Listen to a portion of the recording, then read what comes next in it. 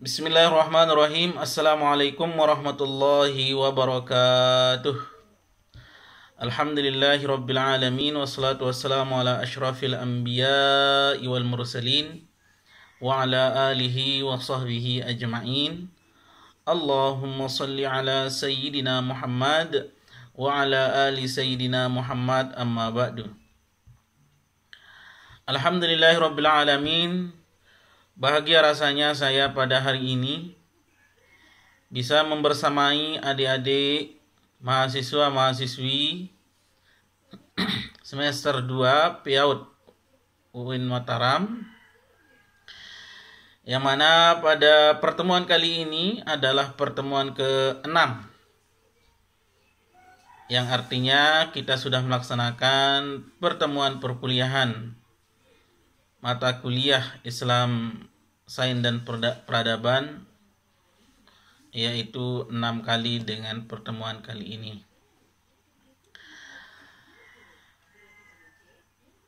Baik, dengan pertemuan yang hampir mau setengah semester ini, tentu banyak sekali materi yang sudah kita bahas dan banyak tentunya diskusi-diskusi yang telah memberikan kita wawasan-wawasan baru.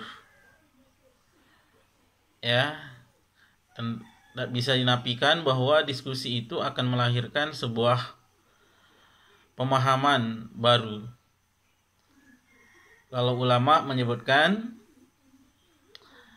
hayatul ilmi bimudzakarah, hidup dan berkembangnya sebuah ilmu itu dengan adanya diskusi. Kaitan dengan itu, pada pertemuan kali ini kita akan banyak berdiskusi tentang Islamisasi ilmu pengetahuan. Sebagaimana biasanya, sebelum perkuliahan saya serahkan sepenuhnya kepada pemakalah, terlebih dahulu akan saya berikan pendahuluan materi. Baik, untuk lebih barokahnya pertemuan kali ini, terlebih dahulu kita buka dengan sama-sama membaca basmalah. Bismillahirrahmanirrahim. Pertemuan sebelumnya kita sudah membahas berkenaan tentang dikotomi sains, agama dan pendidikan Islam, telaah ontologi, epistemologi, dan aksiologi. Nah, selanjutnya terjadinya dikotomi ini, maka para ulama memberikan sebuah solusi atau paradigma untuk menghilangkan istilah dikotomi itu dengan istilah baru, yaitu Islamisasi ilmu pengetahuan.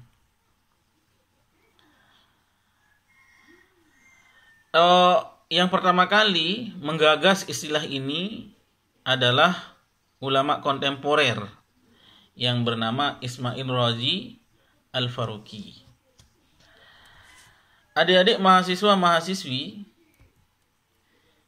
kita ketahui bahwa Islam adalah agama yang memperhatikan bahkan menjunjung tinggi ilmu pengetahuan. Sebab banyak sekali ayat-ayat Al-Quran yang memposisikan ilmu dan ahli ilmu pada tempat yang sangat mulia dan agung. Ya, yarfa'illahu alladhina amanu minkum walladhina utul ilma darajah. Nah, kedatangan Islam di bumi ini dengan diutusnya Rasulullah SAW telah membuka mata manusia untuk beranjak dari kemunduran dan keterbelakangan hidupnya, yaitu menuju sebuah peradaban yang ideal, peradaban yang keberjayaan yang maju. Nah, keberhasilan umat Islam meraih peradaban ideal tersebut tidak bisa terlepas dari ajaran Islam terhadap umatnya agar selalu menggunakan instrumen ilmu pengetahuan untuk mencapai sebuah kemajuan peradaban. Kemajuan umat Islam dalam penguasaan ilmu pengetahuan lebih tampak pada abad pertengahan yang sering saya sampaikan pada pertemuan sebelumnya. Ketika umat Islam tidak hanya tampil sebagai sebuah komunitas ritual, tetapi juga sebagai komunitas intelektual. Secara historis, kemajuan ilmu pengetahuan di kalangan umat Islam terlihat ketika mereka memasuki zaman keemasan, ya, dengan maraknya perkembangan ilmu pengetahuan dan berbagai disiplin ilmu pengetahuan. Sebagai ilustrasi, dapat disebutkan di sini beberapa cendekiawan yang telah memberikan kontribusi kreatif, misalnya observasi astronomikal dari Mahani, yaitu pada yang lahir pada tahun 855 sampai 866, ya. Risalah Atromosporik ini melahirkan sebuah keilmuan, ya. Kemudian disusul oleh ilmuwan berikutnya yaitu Naziri. Kemudian dengan menghasilkan sebuah karya Qurra, ya, Al-Bittani, seorang astronom besar pada tahun 880 atau abad ke-9, ya. Mereka ini, adik-adik, telah berhasil menyusun buku tentang bintang-bintang yang didasarkan pada observasi mereka. Nah, namun di akhir-akhir terjadi kemunduran Islam. Kenapa? Ini adalah sebagai akibat dari penetrasi dan dominasi Barat, ya, yang mengakibatkan ilmu pengetahuan lepas dari kendali umat Islam dan beralih ke Barat. Jadi umat Islam itu memahami keilmuan itu memisahkan, dikotomi. Akhirnya concern umat Islam setelahnya itu adalah tentang ritualitas, menyampingkan tentang intelektualitas. Akhirnya yang mendominasi intelektualitas itu adalah bangsa Barat. Kita hanya bertahan pada ritualitas. Dan itu tidak bisa kita pungkiri, terjadi kemajuan yang pesat di bangsa Barat. Teknologi yang kita pakai hari ini tidak terlepas dari produk mereka. Sangat minim sekali produk-produk Muslim yang bisa dipasarkan di dunia. Ini menunjukkan kita mengalami sebuah kemunduran ilmu pengetahuan. Nah, akhirnya bagaimana umat Islam supaya dia memiliki semangat dan gairah yang tinggi terhadap intelektualitas, maka diberikan sebuah rumusan, sebuah paradigma untuk giat menggali ilmu pengetahuan. Dengan apa? Dengan konsep Islam yang disebut dengan Islamisasi ilmu pengetahuan. Adik-adik, mahasiswa-mahasiswi, apa itu yang dimaksud dengan terminologi Islamisasi ilmu pengetahuan? Jadi, Islamisasi ilmu pengetahuan telah menjadi tema dan wacana populer di kalangan intelektual Muslim, baik di Indonesia maupun di negara lain tentunya. Wacana ini muncul pada saat diselenggarakan sebuah konferensi dunia yang pertama tentang pendidikan Muslim di Makkah pada tahun 1977. Dan tahadus bin nikmah berapa dosen saya yang dari UIN Sultan Syarif Kasim Riau menceritakan keikutsertaan mereka di dalam kegiatan ini. Jadi alhamdulillah beberapa dosen saya yang pernah mengajar saya di universitas pernah mengikuti konferensi dunia tentang ini, ya. Nah, konferensi yang diprakarsai dan dilaksanakan oleh King Abdul Aziz University berhasil membahas 150 makalah, ya, yang ditulis oleh sarjana-sarjana dari 40 negara Islam yang merumuskan atau merekomendasikan untuk berbenah dan penyempurnaan sistem pendidikan yang diselenggarakan oleh umat Islam di seluruh dunia. Nah, salah satu gagasan yang direkomendasikan adalah menyangkut Islamisasi pengetahuan. Gagasan ini antara lain dilontarkan oleh Syekh Muhammad Nakib Al-Attas. Beliau ini orang Malaysia tapi kelahirannya Jawa. Nah, sebenarnya asli Jawa, tapi beliau bermukim di Malaysia.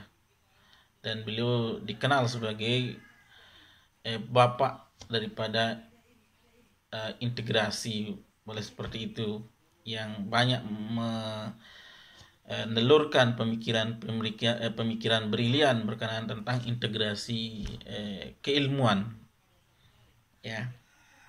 Salah satunya berkenaan tentang Islamisasi juga. Saat itu beliau mempresentasikan sebuah makalah yang berjudul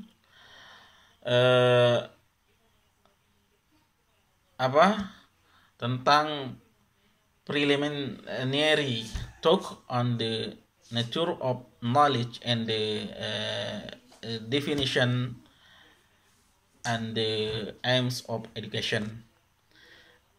Nah, kemudian tulisan beliau ini dijadikan sebagai salah satu bab dari buku yang berjudul Islam dan Sekularisme. Selain beliau, tokoh yang sangat getol memberikan rekomendasi adalah Ismail Raji Al-Faruqi. Dalam makalahnya adalah Islamizing Social Science. Nah,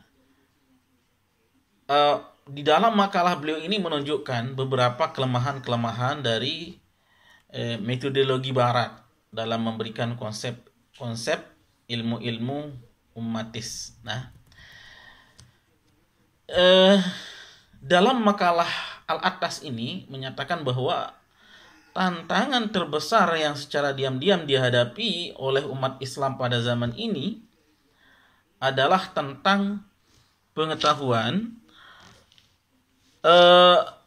bukan dalam bentuk kebodohan, tapi pengetahuan yang dipahamkan dan disebarkan ke seluruh dunia oleh peradaban Barat. Seperti yang saya sampaikan tadi, bahwa dominasi pengetahuan dunia saat ini adalah dominasi Barat, seperti itu. Sedangkan menurut Al-Faruqi, bahwa sistem pendidikan Islam telah dicetak dalam sebuah karikatur Barat, ya. Kita di dalam khususnya di Indonesia tentunya juga banyak kita mengadopsi sistem pendidikan itu, sistem Barat, ya, sehingga dipandang sebagai inti malais atau penderitaan yang dialami umat saat ini. Jadi masuknya sains modern ke dalam Islam itu dimulai pada abad ke-19. Tentunya melalui motivasi kolonial atau penjajahan imperialis, ya.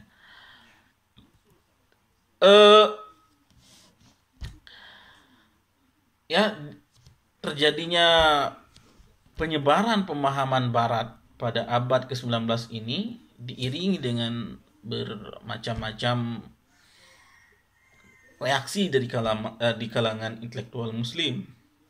Namun demikian ya, terjadi lebih didominasi oleh karena kandungan filosofis ya terhadap sains modern itu sendiri, yang mana filosofis sains modern itu mempengaruhi pandangan-pandangan kaum intelektual muslim ya. Jadi sehingga dapat kita lihat bahwa reaksi intelektual muslim terhadap penyebaran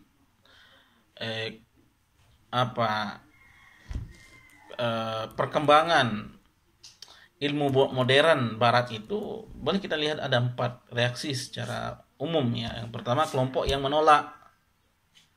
Nah, ini yang disebut dengan a priori.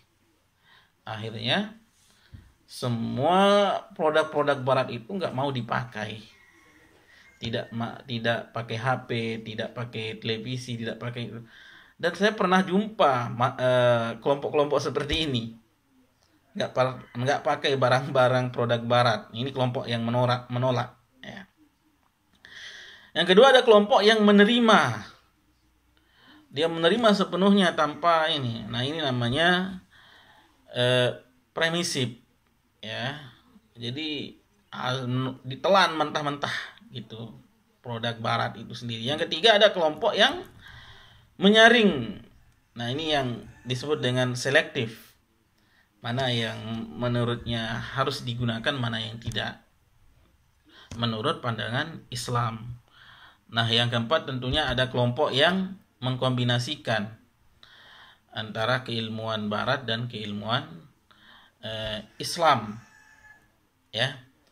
Nah, beberapa reaksi dari para intelektual muslim tersebut dapat dipahami sebagai akibat dari perbedaan cara pandang mereka dalam melihat eksistensi dari sains itu sendiri sebagai manfaat dan mudarat yang ditimbulkannya.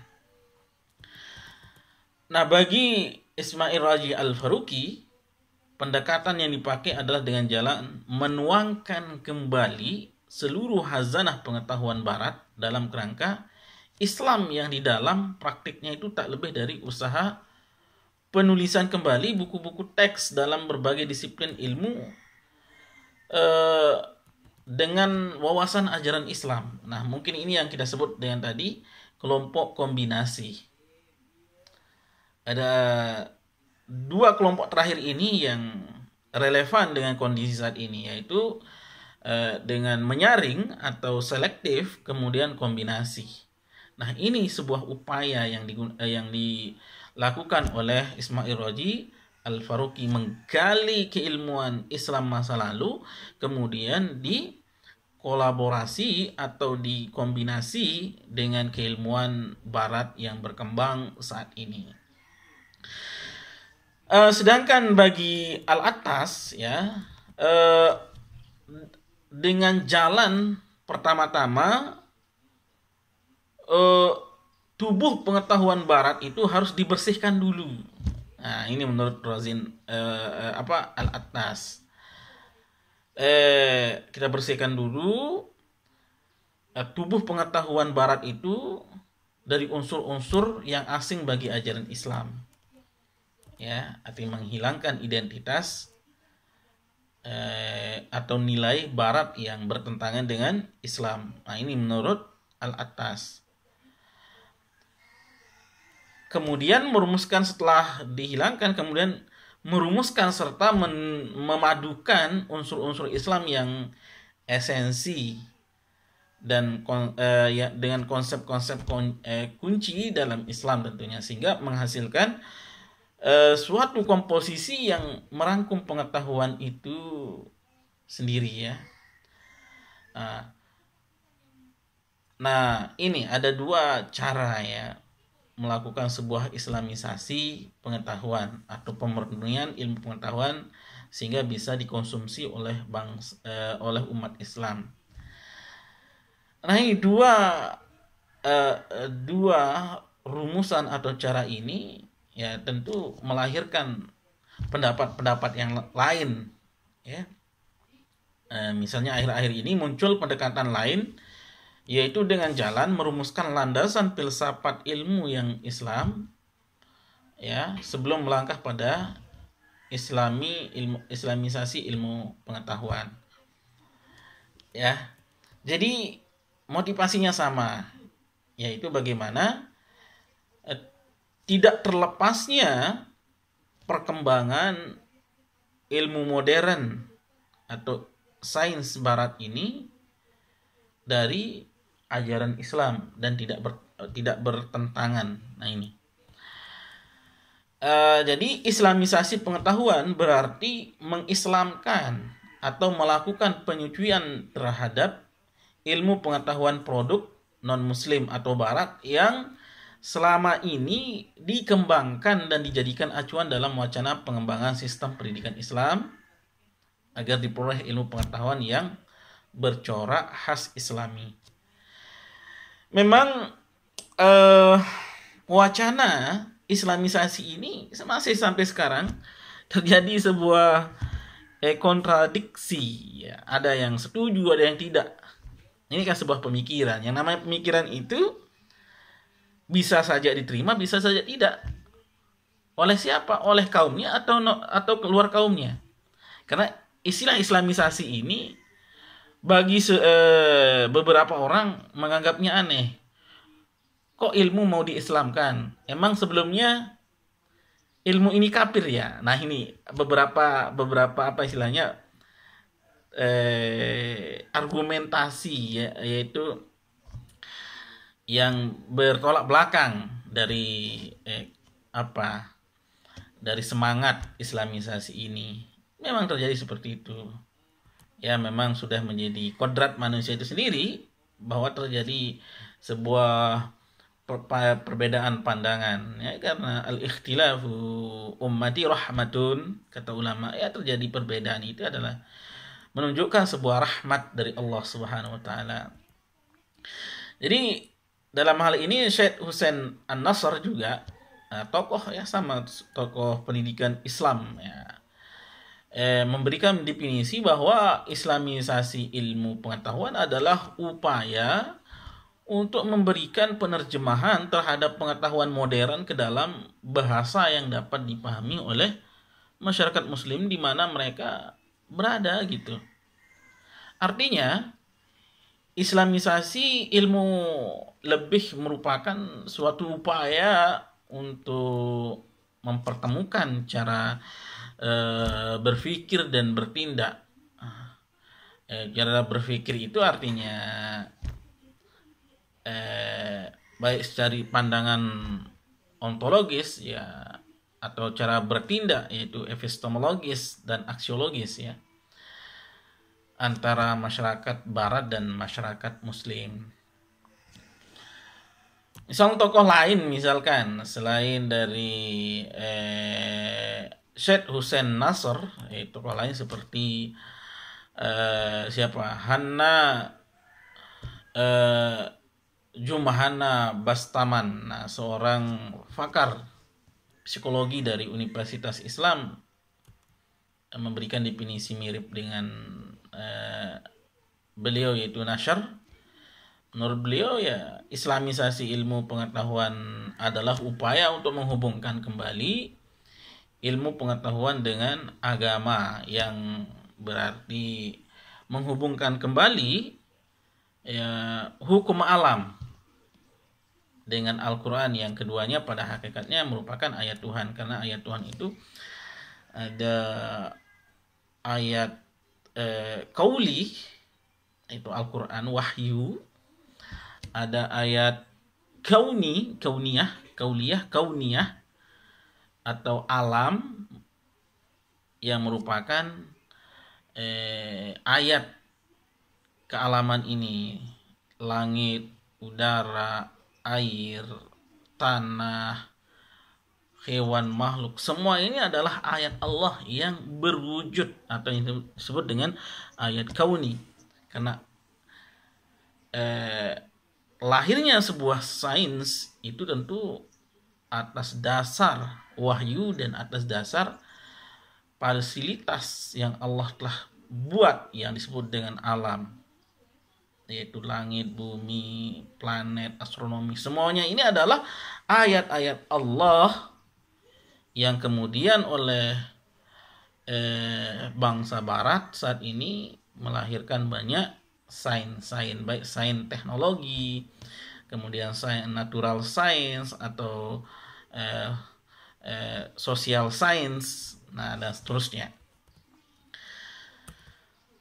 Nah itu, jadi jelas sekali apa yang dimaksud dengan Islamisasi ilmu pengetahuan, ya, yang merupakan sebuah gagasan dari respon intelektual Muslim yang disampaikan atau yang menjadi rekomendasi pada kegiatan konferensi internasional berkenaan tentang sistem pendidikan Islam. Adik-adik, mahasiswa-mahasiswi, tentu panjang sekali kalau kita ingin mendalami berkenaan tentang Islamisasi ilmu pengetahuan. Tentu termasuk di sana masalah tinjauan historis, yaitu sejarah terjadinya gagasan ini, ya. Sekali lagi, secara historis, gagasan Islamisasi ilmu pengetahuan pertama kali dilontarkan oleh seorang tokoh Islam pada abad ke-20 ini, yaitu di ulama kontemporer, yaitu Ismail Raji Al-Faruqi. Beliau ini seorang ilmuwan kelahiran Palestina yang bermukim di Amerika. Beliau melontarkan ide Islamisasi ilmu pengetahuan ini dibarengin dengan pendirian sebuah lembaga penelitian yang beliau namai dengan International Institute of Islamic Thought, ya. Jadi lembaga ini ada di Philadelphia yang kemudian pindah ke Hampton, Virginia. Namun demikian di Malaysia terdapat versi lain juga, ya, bahwa pencetus pertama ide Islamisasi ilmu pengetahuan adalah Said Naqib Al-Attas, yang didukung saat itu oleh Perdana Menteri yang ketika itu adalah Anwar Ibrahim, dengan mendirikan International Institute of Islamic Thought in Civilization, atau yang disingkat dengan ISTAC, yang berkedudukan di Kuala Lumpur. Namun di Indonesia, penggagas ini secara langsung tidak terlihat, ya, tapi ide-ide tentang Islamisasi ini sudah terimplementasi di Indonesia, ya, dengan berdirinya Universitas Islam Negeri atau UIN. Karena dulu sebelum ada UIN, IAIN namanya. Jadi IAIN itu adalah perguruan tinggi Islam. Jadi konsentrasinya adalah membahas tentang keilmuan Islam. Namun setelah berdirinya UIN, jadi semua keilmuan dibahas di dalamnya, bukanlah sebatas teks-teks agama, namun yang berhubungan tentang keilmuan secara umum yang dibahas di dunia ini dipelajari di UIN itu. Nah ini, ya, tentu kita ketahui bahwa pertama kali UIN berdiri di Indonesia itu pada tahun 2003 ya. Ada 3 UIN yang pertama berdiri. Yang memperkarasai berdiri UIN di Indonesia ya tentu mbahnya itu UIN Jakarta. Ya, Syarif Hidayatullah. Itu UIN Syarif Hidayatullah Jakarta. Kemudian lahirnya UIN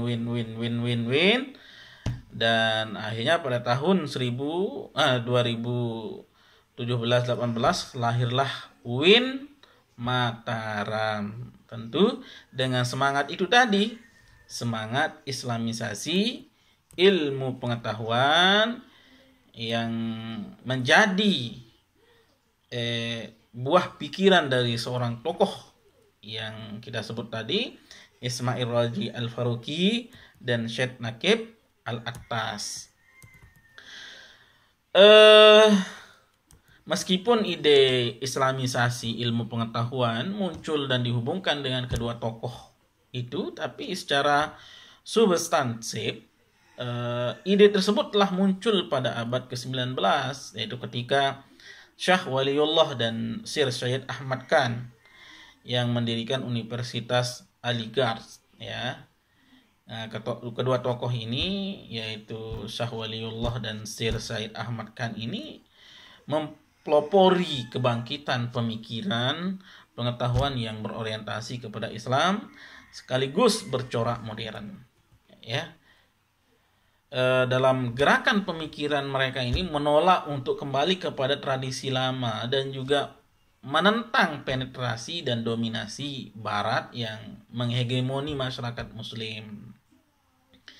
Nah, kebangkitan pemikiran yang dipelopori oleh Ahmad Khan di India diilhami oleh kekalahan umat Islam India dalam menentang kekuasaan kolonial Inggris pada tahun 1857 sampai 1858 yang menimbulkan sikap antipati dan isolasi umat Islam. Nah, dalam pandangan beliau ini, sikap ini tidaklah memberikan manfaat bagi umat Islam. Untuk itu ia berinisiatif mengadakan sebuah pembaharuan atau tajdid ya, tajdidul fikrah, yaitu pembaharuan pemikiran dengan berpikir ilmiah untuk menghadapi dominasi Barat. Kemudian terus berlanjut kepada generasi berikut yang melahirkan intelektual Muslim baru, ya, dan kemudian melahirkan gerakan pemikiran lanjutan. Salah satunya dilanjutkan oleh Muhammad Abduh, yaitu Rashid Ridha, yang keduanya dari Mesir, yang mereformasi kurikulum di Al-Azhar Kairo, Mesir. Mereka secara tegas menolak kembali kepada tradisi-tradisi pada masa lalu yang dibarengi dengan kesediaan mereka untuk mengadopsi ilmu pengetahuan Barat yang tidak melenceng dari ajaran Islam. Nah, pada awalnya pemikiran Al-Faruqi yang kita sebut tadi dengan islamisasi ilmu pengetahuan terletak pada dua hal, yaitu Arabisme dan Islam. Dalam studinya tentang Arab, ia menyusun sebuah tulisan yang terdiri dari 4 jilid yang berjudul On Arabism, Urubah and Religion. Nah ini pokoknya banyak sekali cetusan pemikiran brilian yang mencoba untuk mempertegas lahirnya islamisasi ilmu pengetahuan. Pada akhir tahun 60 atau 960-an dan awal 970-an, beliau itu lebih gencar mempresentasikan Islam sebagai agama nalar dan agama ilmiah maju dan par excellence. Ya, beliau ini menjadi seorang aktivis Islam yang tentu yang menempatkan Islam sebagai acuan utama. Al-Islam ya'lu wa la yu'la alaih. Nah, ini tentu yang menjadi sebuah motivasi untuk mengembangkan keislaman itu tak terkecuali dalam pengembangan ilmu pengetahuan yang melahirkan islamisasi ilmu pengetahuan. Adik-adik mahasiswa-mahasiswi itu berkenaan tentang historis daripada lahirnya gagasan islamisasi ilmu pengetahuan. Kemudian perlu juga adik-adik memahami konsep Islam, konsep islamisasi ilmu pengetahuan, ya. Itu kalau kita mempelajari lebih dalam, lebih runut, tentu sangat membutuhkan waktu yang panjang. Yang perlu saya sampaikan. Tapi secara terinci, Al-Faruqi memberikan langkah-langkah teknis dalam upaya islamisasi pengetahuan. Yang pertama, cara islamisasi pengetahuan itu penguasaan disiplin ilmu modern, ya. Yang kedua, survei disiplin ilmu. Yang ketiga, penguasaan hazanah Islam. Kemudian yang keempat, penguasaan hazanah ilmiah Islam. Yang kelima, penentuan relevansi Islam yang khas terhadap disiplin ilmu. Yang keenam, penilaian kritis terhadap ilmu pengetahuan modern. Yang ketujuh, survei permasalahan yang dihadapi umat Islam. Yang kedelapan, survei permasalahan yang dihadapi oleh umat manusia. Yang kesembilan, analisis kreatif dan sintesa. Yang kesepuluh, penuangan kembali disiplin ilmu modern ke dalam kerangka Islam. Yang kesebelas, penyebaran ilmu yang telah diislamisasikan. Nah, ini beberapa sistemasi di dalam upaya islamisasi pengetahuan barat itu. Ya, selain Said Al-Faruqi, tentu Ismail Raji Al-Faruqi tentu tokoh yang mengemukakan ada yang mengemuka, ya, yaitu Said Naqib Al-Attas juga memberikan sebuah sistemasi di dalam islamisasi pengetahuan. Nah, adik-adik, banyak sekali dan panjang sekali pembahasan kita sebagai tentang islamisasi ilmu pengetahuan sebagai pendahuluan dari saya. Tentunya ini tidak akan habis kita uraikan, ya. Namun kita tentu dibatasi oleh waktu. Oleh sebab itu saya membatasi waktu untuk membahas ini karena nanti akan dilanjutkan oleh pemakalah, baik melalui presentasi YouTube dan yang kedua melalui makalah.